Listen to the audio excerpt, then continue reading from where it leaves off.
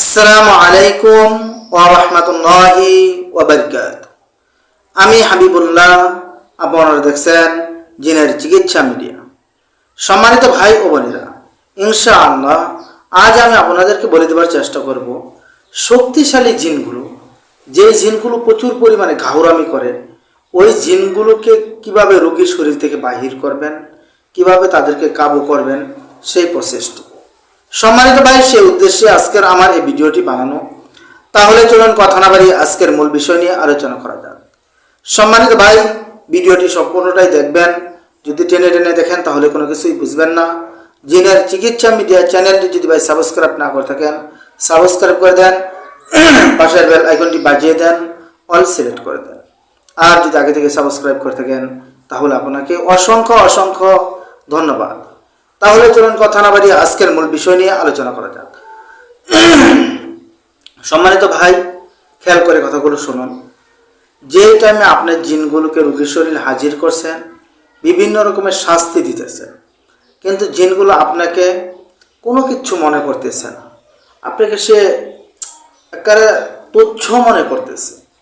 কিচ্ছু হবে না, কিচ্ছু করতে পারবে না, এগুলো তো আগের থেকে আমি জানি, তুই যা করতেছিস, কত কবিরাজ দেখছি করছি, বিভিন্ন রকমের আপনাকে সে করতেই আছে না, সে নিজেকে অনেক বড় জাহির করতেছে। এই টাইমে আপনি যদি ঘাবড়ে যান, আপনি কখনো চিকিৎসা করতে পারবেন না।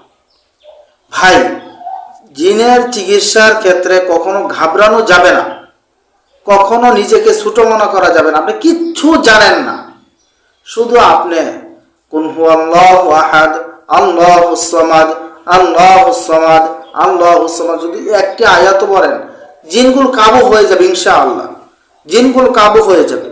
কিন্তু আপনি যদি ঘাবড়ে যান, আপনি ধরা খেয়ে যাবেন। কারণ জিন কোনো গরু ছাগল নয়, কোনো হাঁস মুরগি নয় যে আপনি যেভাবে বলতেছেন ওভাবে আপনি চলে ফেলতেছেন। না ভাই, জিনগুলো আপনার মতো আমার মতো একটা জ্ঞান সম্পূর্ণ প্রাণী। সে বুঝতেছে আপনার কোন জায়গায় দুর্বলতা আছে। এটা আমি যদি আপনি ঘাবড়ে যান, আপনার মনের ভিতরে অস্থিরতা, শরীরের ভিতরে অস্থিরতা ফুটে ওঠে, ওইটা আমি কিন্তু জিনগুলো আপনাকে দিয়ে মজা শুরু করবে। আপনি ভয় পাওয়াই যাবে না, কখন আপনাকে কিচ্ছু করতে পারবেন না ইনশাআল্লাহ, কিচ্ছু করতে পারবে না। যদি আপনি কোনো কুফর শিরকের ভিতরে, তাবিজ কবজের ভিতরে না ঢোকেন, আপনি যদি কোরআনের প্রতি বিশ্বাস করেন, আল্লাহর প্রতি বিশ্বাস করেন, আপনাকে কিচ্ছু করতে পারবে না। আপনি সাহস করতে হবে, প্রচুর পরিমাণে সাহস করে আপনি তারপর যেই কাজটা করবেন, যেটা আমি দেখবেন যে আপনাকে তুচ্ছ মনে করতেছে, কোনোভাবে তাকে ঘায়েল করা যাচ্ছে না, ওই টাইমে আমি আপনাকে একটু উদাহরণ দিই। যে এই যে দেখেন, যে এই যে এটা মনে করেন যে একটা কাপড়, যে কোনো একটা সুতি কাপড় নেবেন। সুতি কাপড় নেওয়ার পরে এটা পাকাবেন, এটাকে ভালোভাবে পাকাবেন। আপনি একটু বড় করে নিলেন, 1 হাত 1.5 হাত লম্বা নিলেন, নিয়ে এটা পাকাবেন। পাকানোর পর এই যে ভাবে দড়ির মতো বানাবেন, রশির মতো বানাবেন। এই যে দেখেন রশির মতো হয়েছে না, এই রশির মতো বানাবেন। বানানোর পর আপনি যে আয়াতটি পড়বেন, ওই আয়াতটি হচ্ছে সূরা সাবা। সূরা সাবার 12 নং আয়াতের লাস্টের অংশটুকু। সূরা সাবা এর 12 নং আয়াতের এই লাস্টের এই অংশটুকু, যেটুকু আমি আপনাদেরকে তেলাওয়াত করতেছি এখন। আউযু বিল্লাহি মিনাশ শাইতানির রাজীম। বিসমিল্লাহির রাহমানির রাহিম। ومن يزغ منهم عن أمرنا نزغه من عذاب السعير। আপনারা আয়াতগুলো শুনলেন, এই আয়াতটা এভাবে খাটাবেন, এই আয়াতটা এভাবে খাটাবেন। এই আয়াতটা 500 ভার পরে একবার পড়লেন, পড়ার পর আপনি এই কাপড়ের ভিতরে ফু দিলেন, থুতু দিলেন। এভাবে হালকা একটু থুতু দিবেন, আবার ভিজে ফেলবেন না। এভাবে 500 বার করবেন।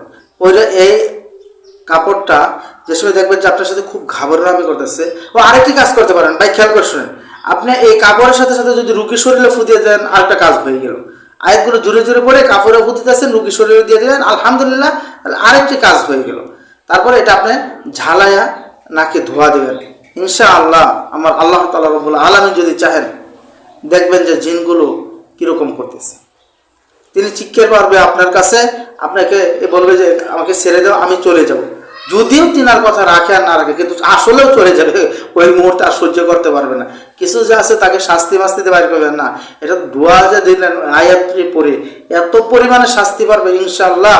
আল্লাহ তাআলা রব্বুল আলামিন চাইলে দেখবেন যে রোগী শরীর থেকে যাইতে বাধ্য হবে ইনশাআল্লাহ। জি সম্মানিত ভাই, আজকের ভিডিওটি এই পর্যন্তই। ভিডিওটি ভালো লাগলে সকলে আমার জন্য দোয়া করবেন, আমিও ভাই আপনাদের জন্য দোয়া করি। আসসালামু আলাইকুম ওয়া রাহমাতুল্লাহি ওয়া বারাকাতুহু।